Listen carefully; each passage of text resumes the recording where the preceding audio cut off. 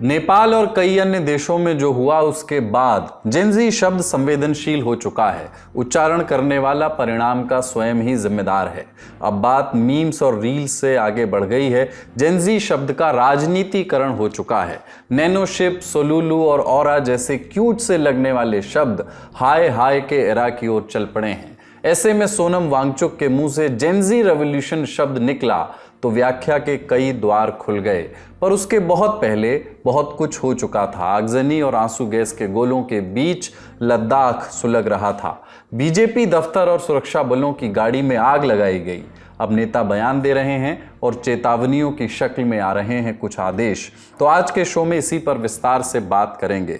लद्दाख की ये हालत कैसे हुई, बात हिंसक विरोध प्रदर्शन तक कैसे पहुंची, अपनी शांति और सद्भाव के लिए विख्यात लद्दाख के लोगों के मन में किस बात का डर है, केंद्र की नरेंद्र मोदी सरकार पिछले 6 साल से इस मोर्चे पर विफल क्यों हो रही है, लद्दाख को पूर्ण राज्य का दर्जा देने की मांग क्यों पूरी नहीं हो रही, उस लद्दाख को क्यों नजरअंदाज किया जा रहा है जो हमारे शातिर पड़ोसियों चीन और पाकिस्तान से घिरा हुआ है, और अब आगे का रास्ता क्या हो सकता है। सारे सवालों के जवाब तलाशेंगे। बात करेंगे उस मठाधीश की भी जिस पर छात्राओं के यौन उत्पीड़न के आरोप लगे हैं, और आरोप एक नहीं 17 छात्राओं को मोलेस्ट करने के हैं।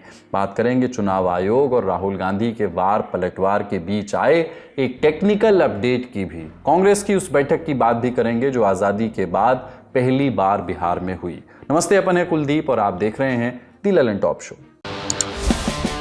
Brought to you by Mrs. Bectors and Bank of India. Mrs Bectors Cremica non stop biscuits और चाय तो स्वाद आ जाए।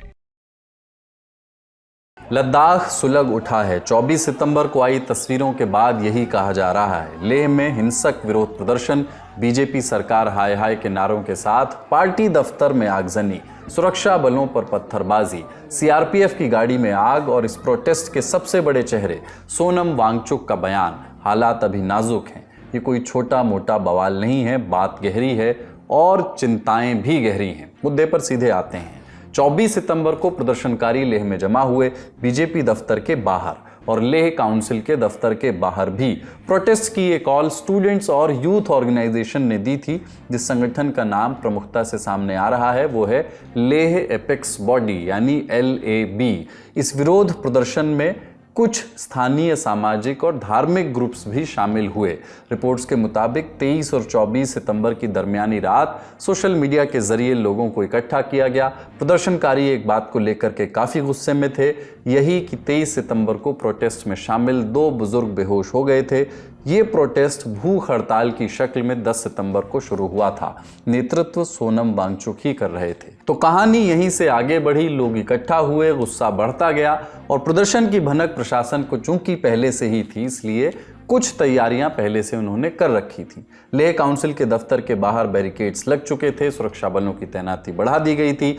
बीजेपी दफ्तर के बाहर भी यही व्यवस्था थी। मीडिया रिपोर्ट्स के मुताबिक जैसे ही प्रदर्शनकारी आगे बढ़े, सुरक्षा बलों ने उन्हें रोका, टकराव हुआ और जल्द ही ये झड़प में बदल गया। झड़प में हुई पत्थरबाजी, सुरक्षा बलों ने आंसू गैस के गोले दागे और इन्हीं सब के बीच बीजेपी दफ्तर और सीआरपीएफ की एक गाड़ी में आग लगा दी गई। ताज़ा अपडेट्स के मुताबिक लेह में बिना अनुमति मार्च, रैली और जुटान पर रोक लगा दी गई है। और जानकारी दे रहे हैं साथी पत्रकार। लद्दाख के इतिहास में पहली बार इतनी हिंसा हुई है जितनी बुधवार के दिन प्रदर्शनों के दौरान हुई है। प्रदर्शन तो कई महीनों से, यहां तक कि 5 साल से चल रहे हैं लद्दाख में। और लद्दाख में अनुच्छेद 370 हटने के बाद और अलग से केंद्र शासित प्रदेश बनने के बाद यहां पर लोगों की मांगे बढ़ने लगी। आज बुधवार को इस प्रोटेस्ट में जो है एक करवट तब आई जब एपेक्स बॉडी ने लद्दाख बंद का आह्वान किया था। उसी बीच छात्र जो हैं अलग अलग कॉलेजों और यूनिवर्सिटियों से आए और वो हिंसक हो गए। उन्होंने पुलिस पर पत्थरबाजी की, बीजेपी के कार्यालय को फूंका और वहां पर खड़ी वाहनों को भी फूंका लेह लद्दाख में। और साथ ही साथ जो ऑटोनॉमस हिल डेवलपमेंट काउंसिल है वहां लेह लद्दाख में, उसमें भी आग लगाने की कोशिश की। पुलिस ने टेयर गैस चलाए, कई जगहों पर गोलियों के चलने की भी जो है वो खबरें आ रही हैं। 4 लोग मारे गए हैं, 70 से ज़्यादा घायल हैं और दर्जनों युवाओं को और प्रदर्शनकारियों को फिलहाल पुलिस ने हिरासत लिया है। इस बीच सोनम वांगचुक ने भी लोगों से जो है अमन बनाने की अपील की है और साथ ही साथ लद्दाख के जो एलजी हैं बीजेपी नेता कविंदर गुप्ता, उन्होंने भी संदेश दिया है लद्दाख के लोगों को कि वो पुरअमन रहें, पीसफुल तरीकों से जो है सभी मसलों का हल निकाला जाएगा। एक तरफ ये सब हुआ और दूसरी तरफ सोनम वांगचुक की प्रतिक्रिया आई। वो बोले कि ये लद्दाख के लिए दुख का दिन है। हम 5 साल से शांति के रास्ते पर चल रहे थे, अब हम अपना अनशन तोड़ रहे हैं। हालांकि इतना कहते कहते उन्होंने एक शब्द का यूज और किया, जेन ज़ी रेवोल्यूशन। आज पूरे लेह में बंद की घोषणा की गई और फिर युवा पीढ़ी हजारों की संख्या में बाहर आ गए। कुछ लोग सोचते हैं कि ये हमारे समर्थक थे। मैं कहूँगा हमारे समर्थक से ज़्यादा, हालांकि समर्थक पूरा लद्दाख है इस मुद्दे पर लद्दाख के, मगर ये युवा पीढ़ी का बड़ास था, एक तरह का जेन ज़ी रेवोल्यूशन जो कि उनको सड़कों पे लाया। 5 सालों से वो बेरोजगार हैं, एक के बाद एक बहाने करके उन्हें नौकरियों से बाहर रखा जा रहा है और फिर लद्दाख को संरक्षण नहीं दे रहे हैं। मैं अपील करता हूं लद्दाख के युवा पीढ़ी से कि वो जो भी हो इस रास्ते पर न चलें, हिंसा के रास्ते पर। ये मेरे 5 साल के कोशिशों को नाकाम कर देता है। अगर हम इतने सालों से अनशन कर रहे हैं, शांति से पदयात्रा कर रहे हैं और फिर अंत में अगर हिंसा कर बैठे तो ये हमारा रास्ता नहीं है। इसलिए मैं फिर युवा पीढ़ी से हाथ जोड़कर विनती करता हूं कि हम शांति के ही रास्ते से सरकार को कहें और सरकार भी, मैं चाहता हूं कि शांति के संदेश को सुने। इन सब घटनाक्रमों के बीच राजनीतिक प्रतिक्रियाओं की भी एंट्री हुई। नेशनल कॉन्फ्रेंस के नेताओं ने प्रदर्शनकारियों के साथ सहानुभूति जताई, कहा कि लद्दाख को पूर्ण राज्य का दर्जा मिलना चाहिए। अन्य दलों की तरफ से भी रिएक्शंस आए। जेन ज़ी के नाम से कुछ प्रोटेस्ट दिखाने की कोशिश हुई कि जेन ज़ी ने किया है, मगर जब तफ्तीश हुई, व्हेन इट वाज इन्वेस्टिगेटेड, तो मालूम पड़ा कि जेन ज़ी का नहीं, ये कांग्रेस का ही प्रोटेस्ट था। और आप देख सकते हैं कांग्रेस के काउंसिलर स्टानजिंग सेपांग, ये है कांग्रेस के काउंसिलर स्टानजिंग सेपांग, ये अपर लेह वार्ड से काउंसिलर हैं, ये मेन इंस्टिगेटर हैं और अपने कार्यकर्ताओं के साथ ये किस प्रकार इंस्टिगेट कर रहे हैं, इसके कई फोटो सामने आए हैं। आप देख सकते हैं ये आप अपने हाथ में हथियार लिए बीजेपी की दफ्तर की तरफ भी बढ़ रहे हैं। आप देख सकते हैं किस प्रकार से ये मॉब को इंस्टिगेट कर रहे हैं एंड वो वायलेंस बीजेपी की दफ्तर की तरफ टारगेट कर रहे हैं। उसका क्लियर वीडियो भी सामने आया है और उस वीडियो को भारतीय जनता पार्टी ने भी पोस्ट किया है। अब आप देख सकते हैं कि वही काउंसिलर स्टानजिंग सेपांग राहुल गांधी जी के साथ है।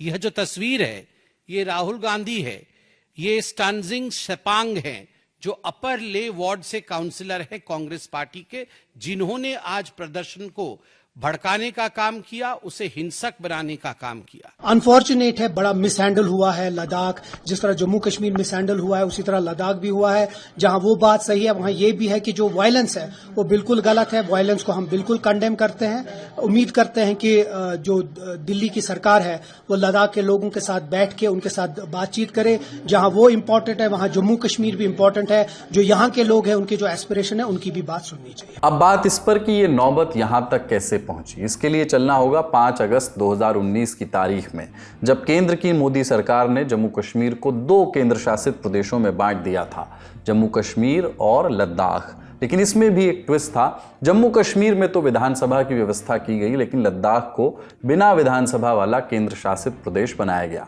जानकार कहते हैं कि लद्दाख में पहले से ही एक अलग राज्य की मांग की जा रही थी। मोदी सरकार के इस कदम ने इस बात को और बढ़ा दिया।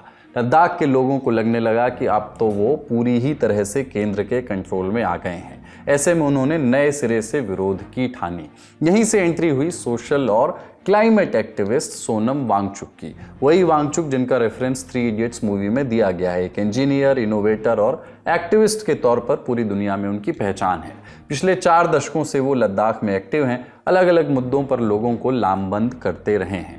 अक्टूबर 2019 से उन्होंने लद्दाख के लिए पूर्ण राज्य के दर्जे की मांग शुरू कर दी और यहां से 4 बड़ी मांगें सामने आईं। लद्दाख को पूर्ण राज्य का दर्जा, 6वीं अनुसूची के तहत संवैधानिक सुरक्षा, कारगिल और लेह के लिए अलग अलग लोकसभा सीट, सरकारी नौकरियों में स्थानीय लोगों की भर्ती। पहले इतनी मांगे नहीं थी क्योंकि लद्दाख जम्मू कश्मीर का ही हिस्सा था। तब अनुच्छेद 370 वाले प्रावधान लद्दाख के लिए भी लागू थे, यानी कोई बाहरी आकर के ना तो जमीन खरीद सकता था और ना ही उसे सरकारी नौकरी मिल सकती थी। लेकिन फिर आई तारीख 5 अगस्त 2019। शुरू में लद्दाख के लोग प्रसन्न हुए कि अब वो श्रीनगर के अधीन नहीं होंगे, श्रीनगर का राज उन पर नहीं चलेगा। लेकिन फिर धीरे धीरे असुरक्षा भी बढ़ने लगी। पर्यावरण और व्यापार से जुड़ी चिंताएं सामने आईं। इनके बारे में सोनम वांगचुक ने हमारे guest in the news room program के बारे में खुलकर बात की थी। ये बहुत ही संवेदनशील है। यहाँ पर जो ग्लेशियर्स हैं उन पे ही हमारा जीवन है। वो अगर ना हो तो यहाँ कोई बच ही नहीं पाएगा, पनप ही नहीं पाएगा। और ये जो ग्लेशियर्स हैं वो लाइफ लाइन है, जीवन रेखा है यहाँ के लोगों के लिए, मगर सिर्फ यहाँ के लोगों के लिए नहीं। जो लद्दाख और हिमालय के ग्लेशियर्स हैं वो तीसरा ध्रुव भी कहा जाता है, 3rd पोल। सबसे बड़ा जखीरा है पानी का, ये फ्रेश वाटर का। और 100 करोड़ भारत की तरफ और 100 करोड़ चीन की तरफ, 200 करोड़ लोग इस पे सीधे या किसी तरह से निर्भर हैं पानी के लिए। यानी कि विश्व की 4थी आबादी निर्भर है। भारत की, उत्तर भारत की तो जनसंख्या निर्भर है। तो ऐसे संवेदनशील जगह पे हम वो सब खेल खेलें जो हम हर जगह खेल रहे हैं। मैं तो कहूँगा वहाँ भी सोच समझ पे खेलें। सरकार ने या जो दल है, रूलिंग पार्टी है, उन्होंने हर जगह आश्वासन दिया है। सरकार ने नेशनल कमीशन फॉर SC/ST के बैठकों में, जो कि अभी मिनट्स में है, मैं आपको दूंगा, जिसमें हाईली रेकमेंड किया गया कि लद्दाख को 6 शेड्यूल के अनुसार ही संरक्षित किया जाए। वैसे ही भारी सभाओं में हमारे मंत्रियों ने आके लद्दाख के लोगों को आश्वासन दिया। न सिर्फ इतना, बल्कि इलेक्शन के जो मैनिफेस्टोज हैं उनमें 2 बार, एक संसदीय चुनाव में, एक जो स्थानीय हिल काउंसिल, जो और भी प्रतिष्ठित चुनाव हैं, उसमें भी मैनिफेस्टो के नंबर 1, नंबर 2, नंबर 3 में लद्दाख को 6वें शेड्यूल में संरक्षित किया जाएगा, ये वादा किया गया। तो लोग बहुत खुश हुए, जैसा उम्मीद वैसा ही। तो कितनी दिलदारी है। मगर फिर देखते ही देखते कुछ महीनों में खामोशी हो गई, अब नहीं सुनने को मिला। और कुछ महीनों में तो 6 शेड्यूल कहने पे एतराज़ होने लगा। तो बिल्कुल पासा पलट गया, बदल गए। हमारा सब लोग अचंभित हैं कि ये कैसे बदला। वादा भी आपने ही किया था, हमने तो सिर्फ उम्मीद की थी, और फिर अब बिल्कुल देने की बात नहीं हो रही। तो फिर लोग कयास आराई जिसे कहते हैं, अनुमान लगाते हैं क्या हुआ होगा। हमें ऐसा लगता है कि कुछ औद्योगिक लॉबीज, जो इंडस्ट्रियल लॉबीज, माइनिंग लॉबीज हैं, उन्होंने स्थानीय कुछ नेताओं के साथ मिलके इसे रोकना चाहा। तो सोनम वांगचुक ने विरोध प्रदर्शन जारी रखा, भूख हड़ताल और पदयात्रा जैसे गांधीवादी तरीके अपनाए। 6 मार्च 2024 की तारीख को एक बड़ा कदम उठाया। 3500 मीटर की ऊंचाई और सब जीरो टेम्परेचर में वांगचुक भूख हड़ताल पर बैठ गए। चीन बॉर्डर के पास हानले पर स्थानीय किसानों और चरवाहों ने उनका साथ दिया। 21 दिन तक वांगचुक ने कुछ नहीं खाया पिया, पानी और नमक के अलावा कुछ भी नहीं। तुलना महात्मा गांधी से होने लगी। प्रोटेस्ट के आखिर तक सोनम वांगचुक ने करीब 7000 लोगों को इकट्ठा कर लिया। केंद्र के बातचीत के आश्वासन के बाद 26 मार्च को उनकी ये हड़ताल टूटी, लेकिन एक चेतावनी के साथ। वांगचुक बोले कि अगर मांगे नहीं पूरी हुई तो फिर से वापस आऊंगा। विरोध प्रदर्शन का अगला दौर शुरू हुआ अगस्त 2024 में। वांगचुक ने 3 दिन की भूख हड़ताल की। सितंबर 2024 में दिल्ली चलो पदयात्रा शुरू हुई। 30 सितंबर 2024 के दिन वांगचुक को दिल्ली से लगे सिंघू बॉर्डर पर हिरासत में ले लिया गया। केंद्र सरकार ने फिर से बातचीत का भरोसा दिया, लेकिन बात नहीं बनी। और वांगचुक ने 6 अक्टूबर 2024 को फिर से एक अभियान छेड़ा, अनिश्चितकालीन भूख हड़ताल का ऐलान किया, जो केंद्र के आश्वासन के बाद 16वें दिन खत्म हुआ। इन सब डेवलपमेंट्स के बीच साल तो बदल गया, लेकिन सूरत नहीं बदली। वांगचुक आरोप लगाते रहे कि केंद्र सरकार डिमांड्स पर ध्यान नहीं दे रही है। अगस्त 2025 में फिर से लामबंदी हुई। वांगचुक को विपक्षी सांसदों और नेताओं का समर्थन मिला और चलते चलते ये सिलसिला यहाँ तक आ पहुंचा। तो ये थी पूरी पिक्चर। अब बचे हैं कुछ सवाल। पहली कि ये नौबत यहाँ तक कैसे आ गई? क्यों आश्वासनों के बाद भी केंद्र सरकार कोई ऐसा ठोस कदम नहीं उठा पाई जिससे लद्दाख के लोगों की असुरक्षा दूर हो? और अब जब सोनम वांगचुक ने विरोध प्रदर्शन खत्म करने का ऐलान कर दिया है, तो आगे क्या सूरत बनती दिख रही है? हमने जानकारों से पूछा। इस तरह से लद्दाख को यूनियन टेरिटरी मिलने के बाद एक तरफ से एपेक्स और करगिल डेमोक्रेटिक अलायंस और लेह एपेक्स बॉडी का मेन मुद्दा यह था कि लद्दाख का जो इन्वायरमेंट है, लद्दाख का जो माहौल है, वो काफी फ्रेजाइल है और इन्वायरमेंट काफी फ्रेजाइल है। उसको मद्देनजर रखते हुए दूसरी जानिब जो लैंड प्रोटेक्शन है, और तीसरा जो अहम पॉइंट था कि लद्दाख यूनियन टेरिटरी बनाए जाने के बाद जो रिक्रूटमेंट, जो गेजेटेड पोस्ट्स की रिक्रूटमेंट है, वो नहीं हो रहा था। तो इसके चलते पहले जो डिमांड अहम लेह से उठी वो 6 शेड्यूल की उठी, और उसके बाद करगिल डेमोक्रेटिक अलायंस और लेह एपेक्स बॉडी का एक अहम मीटिंग हुआ लद्दाख के एक बड़े होटल में, और वहां पे स्टेटहुड के ऊपर दोनों का सहमति हुआ। वो इसलिए हुआ कि स्टेटहुड जब लद्दाख का अलग से बनेगा तो उसमें लद्दाख का अपना रिप्रेजेंटेशन होगा, अपना असेंबली होगा, अपना चीफ मिनिस्टर होगा। तो लद्दाख के जो लीडर्स हैं और लद्दाख के लोग हैं, उनका एक रिप्रेजेंटेशन होगा। लेह के अंदर खासकर जो ऑल लद्दाख जो है ट्रेवल ट्रेड एसोसिएशन है, उनकी तरफ से बाज़ाबिता कई बार प्रेस कॉन्फ्रेंस करके उन्होंने नो कॉपरेशन मूवमेंट टाइप का जो है अनाउंसमेंट भी किया था इससे पहले।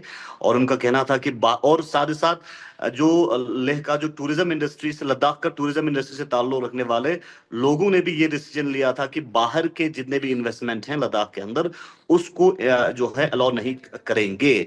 तो ये भी एक अहम मुद्दा था। और दूसरी जानिब जिस तरह से अभी जॉब के हवाले से कहीं ना कहीं डोमिसाइल लगा है और 85% लद्दाख को रिजर्वेशन मिला है, और उसके बाद जो है रिक्रूटमेंट का सिलसिला कहीं ना कहीं शुरू हुआ है। लेकिन जो मेन अहम मुद्दा था कि एपेक्स और करगिल डेमोक्रेटिक अलायंस का बार बार ये था कि जब तक लद्दाख को 6 शेड्यूल या स्टेटहुड नहीं मिलता है, तब तक लद्दाख को जो है फुली तरह से जो है प्रोटेक्शन जो है वो नहीं मिलेगा। जो है लेह के अंदर अगर हम बात करें तो पहले जो पीसफुल प्रोटेस्ट चल रहा था वो अब फुल प्रोटेस्ट से अब बहुत आगे बढ़ चुका है।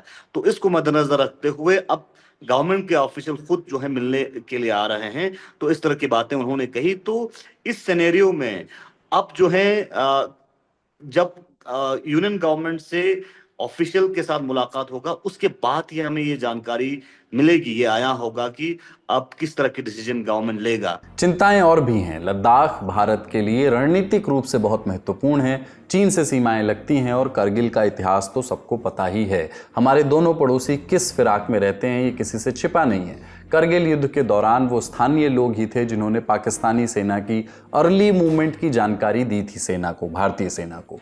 चीन से लगे बॉर्डर पर भी स्थानीय लोगों का इंटेलिजेंस बहुत काम आता है। ऐसे में ज़रूरत है कि इन लोगों को सुना जाए, उनकी चिंताएं समझी जाएं और उन पर उनका विश्वास कायम किया जाए। इसी उम्मीद के साथ पहली बड़ी खबर को विराम, बढ़ते हैं अगली बड़ी खबर की ओर।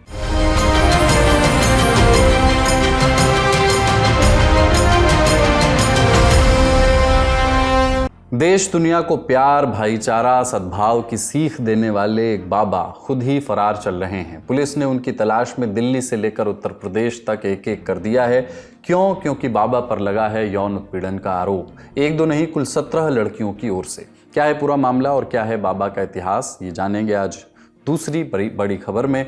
चैतन्यानंद सरस्वती इनका नाम है। एक नाम पार्थ सारथी भी है। खुद को धर्मगुरु बताने वाला ये शख्स दिल्ली के वसंत कुंज के एक प्राइवेट इंजीनियरिंग और मैनेजमेंट संस्थान का डायरेक्टर भी रह चुका है। संस्थान को चलाता है दक्षिणामन्या श्री शारदा पीठम श्रृंगेरी आश्रम। चैतन्यानंद इस आश्रम या मठ का केयर टेकर और संचालक था। इसी आश्रम में रह भी रहा था। इसी मठ के एडमिन पीए मुरली ने 4 अगस्त को एक शिकायत दर्ज कराई, जिसके बाद मामला खुला। पुलिस की एंट्री हुई, संस्थान की 32 छात्राओं से पूछताछ की गई।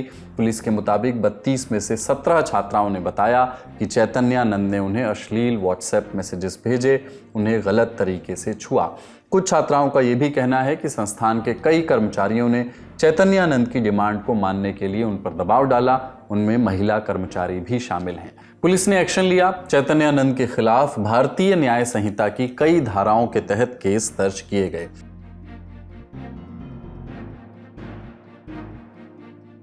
अभी स्टेटमेंट स्टिल अंडर प्रोसेस हैं और स्टेटमेंट्स ली जा रही हैं छात्राओं की और we are proceeding as per law. Accused जो है वो मैनेजर था और श्री चैतन्यानंद सरस्वती उनका नाम है और he is absconding right now और उसको सर्च करने की पूरी प्रयास की जा रही है। एक वॉल्वो गाड़ी बरामद हुई है जो इंस्टीट्यूट है श्री सिम इंस्टीट्यूट, उसके बेसमेंट से, और उसमें यूएन डिप्लोमेटिक नंबर लगा हुआ है और उसमें फौजरी का सेपरेट सेक्शन में केस दर्ज किया जा चुका है। पुलिस के मुताबिक पटियाला हाउस कोर्ट में मजिस्ट्रेट के सामने 16 लड़कियों के बयान दर्ज किए गए। सीसीटीवी फुटेज और संस्थान के हार्ड डिस्क को फोरेंसिक जांच के लिए भेजा गया है। जांच से और बातें भी सामने आई। पुलिस को संस्थान के बेसमेंट में एक लाल रंग की वॉल्वो कार मिली। इसमें नकली नंबर प्लेट लगी थी जिस पर लिखा था 31 यूएन यानी संयुक्त राष्ट्र। ऐसी ही 9 नंबर प्लेटें और मिली जिनका चैतन्यानंद इस्तेमाल करता था। इसको लेकर के चैतन्यानंद के खिलाफ 25 अगस्त को एक और केस दर्ज हुआ, ठगी और फर्जी दस्तावेज बनाने का। उधर इस मामले पर आश्रम की ओर से बयान आया। श्री शारदा पीठ श्रृंगेरी ने चैतन्यानंद सरस्वती से अपने सभी संबंध तोड़ लिए हैं। आश्रम ने अपने बयान में कहा चैतन्यानंद ने गैर कानूनी और गलत हरकत की है। आश्रम की तरफ से उसके खिलाफ शिकायतें दर्ज कराई जा रही हैं। ओडिशा से आने वाले चैतन्यानंद पर आरोप पहले भी लगे हैं। मीडिया रिपोर्ट के मुताबिक 2009 में उसके खिलाफ डिफेंस कॉलोनी में धोखाधड़ी और यौन उत्पीड़न का मामला दर्ज हुआ था। 2016 में वसंत कुंज में एक महिला ने उसके खिलाफ यौन उत्पीड़न की शिकायत की थी।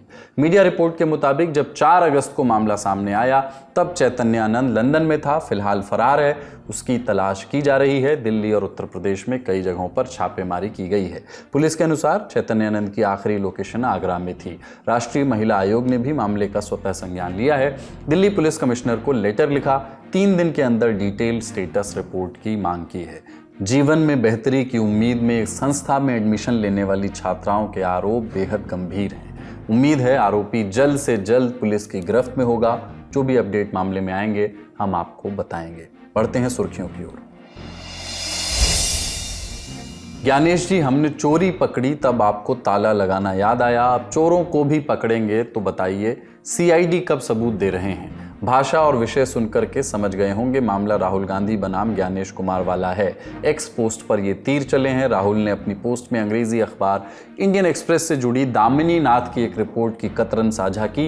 इस रिपोर्ट में बताया गया है कि राहुल के वोट चोरी के आरोपों के बाद चुनाव आयोग ने कुछ कदम उठाए हैं, जिसके बाद अगर आपका आधार वेरीफाई नहीं है तो चुनाव आयोग के प्लेटफॉर्म पर कई फीचर्स यूज नहीं कर सकते। बेसिकली एक ई साइन फीचर लॉन्च किया गया है चुनाव आयोग के पोर्टल और ऐप पर, दोनों के लिए। इस फीचर के तहत लोगों को अपनी आइडेंटिटी, अपनी पहचान वेरीफाई करनी होगी और ये वेरिफिकेशन आधार से जुड़े फोन नंबर के जरिए ही होगा। यानी अगर कोई व्यक्ति वोटर के तौर पर रजिस्ट्रेशन अपना करवाना चाहता है या करेक्शन करवाना चाहता है या फिर वोटर लिस्ट से नाम हटाने की रिक्वेस्ट करना चाहता है तो उसको ई साइन फीचर के जरिए वेरिफिकेशन करना ही होगा। पहले ये काम फोन नंबर को एपिक नंबर से जोड़कर ही हो जाता था। आपको मालूम ही है कि 18 सितंबर के दिन राहुल गांधी ने एक बार फिर से चुनाव आयोग पर वोट चोरी के आरोप लगाए थे। केंद्र में थी कर्नाटक की आलंद विधानसभा सीट। गांधी ने कहा था, राहुल गांधी ने, कि इस सीट से 6018 वोटर्स के नाम काटे गए और इसके लिए कर्नाटक से बाहर के फोन नंबर्स का इस्तेमाल किया गया। चुनाव आयोग ने इन आरोपों को झूठा और आधारहीन कहा था। बात चुनाव आयोग की हुई तो एक और बड़ी जानकारी, जम्मू कश्मीर की 4 और पंजाब की 1 राज्यसभा सीट के लिए चुनाव का ऐलान हो गया है। 24 अक्टूबर को ये चुनाव होंगे और इसी दिन रिजल्ट भी आ जाएगा। जम्मू कश्मीर की ये सीटें फरवरी 2021 में खाली हुई थी। सांसदों मीर मोहम्मद फयाज, शमशेर सिंह, गुलाम नबी आज़ाद और नज़ीर अहमद का कार्यकाल पूरा हुआ था, क्योंकि जम्मू कश्मीर में तब राष्ट्रपति शासन लागू था और विधानसभा भंग थी, इसलिए इन सीटों के लिए चुनाव नहीं हो पाए। पंजाब की सीट इस साल 1 जुलाई को ही खाली हुई थी, जब आम आदमी पार्टी के सांसद संजीव अरोड़ा ने इस्तीफा दे दिया था। जून 2025 में उन्होंने लुधियाना वेस्ट विधानसभा उपचुनाव में जीत हासिल की थी। अगली सुर्खी कांग्रेस की बैठक से जुड़ी है। बिहार की राजधानी पटना में कांग्रेस वर्किंग कमेटी यानी CWC की मीटिंग हुई। आजादी के बाद ये पहली दफा है जब CWC की बैठक बिहार में हुई हो। इसमें पार्टी के शीर्ष नेताओं सहित प्रदेश कांग्रेस कमेटी के अध्यक्ष और कांग्रेस विधायक दल के नेता शामिल हुए। बिहार में कांग्रेस की चुनावी रणनीति और बीजेपी पर वोट चोरी के आरोपों को और तेज करने पर चर्चा हुई। कांग्रेस अध्यक्ष मल्लिकार्जुन खड़गे ने अमेरिकी राष्ट्रपति डोनाल्ड ट्रंप के हालिया बयानों और हरकतों का जिक्र करते हुए प्रधानमंत्री मोदी पर तंज कसा। बोले कि हमारी अंतर्राष्ट्रीय समस्याएं नरेंद्र मोदी और उनकी सरकार की कूटनीतिक नाकामी का नतीजा हैं। जिन दोस्तों को प्रधानमंत्री मेरे मित्र कहकर गर्व करते हैं वही आज भारत को कई मुश्किलों में डाल रहे हैं। उन्होंने चुनाव आयोग की निष्पक्षता और पारदर्शिता पर भी सवाल उठाए। भाजपा ने जनवरी 2024 में आया नीतीश गया नीतीश कुमार को फिर से समर्थन देकर बिहार में एनडीए सरकार बनाई। नीतीश सरकार ने विकास का वायदा किया, लेकिन बिहार की अर्थव्यवस्था पिछड़ रही है और डबल इंजन सरकार की ये दावा जो था ये खोखला निकला और वो आज केंद्र से भी एक पैकेज भी नहीं ला सके। बिहार में रोजगारी दर 15% से ऊपर है। उधर भाजपा ने कांग्रेस के नेतृत्व वाले इंडिया गठबंधन की आलोचना की। CWC बैठक से पहले बिहार भाजपा ने 2 पोस्टर जारी किए जिनमें गठबंधन में सीट बंटवारे को लेकर के विवाद की बात कही गई। बीजेपी नेताओं ने बैठक को लेकर के क्या कहा, सुनिए। अकेले लड़ लेना तो एक की भी जमानत नहीं बचेगी, तो वो दूसरे के आधार पर बोल रहे हैं। उत्तर प्रदेश में अगर अकेले लड़ें तो वो भी चली गई थी, अमेठी भी। मैंने फिर कहा है कि नीतीश और बीजेपी मिलकर के जब भी चुनाव लड़े हैं तो सरकार बनी है, नीतीश और आरजेडी मिलकर लड़े हैं तो उनकी बनी है। तो ये 3 बड़ी पार्टियों में 2 जहां जाती हैं और नीतीश जी तन मन धन से बिल्कुल मनसा वाचा कर्मणा एनडीए के साथ हैं। चुनाव का समय है, आरोपों, पोस्टरों, कमेटियों और मीटिंगों के दौर चलते रहेंगे। खबरें हम आपको बताते रहेंगे। आज का ललन टॉप शो यहीं तक। अपना और अपनों का ख्याल रखिए, देखते रहिए दी ललन टॉप। शुक्रिया, शुभ रात्रि।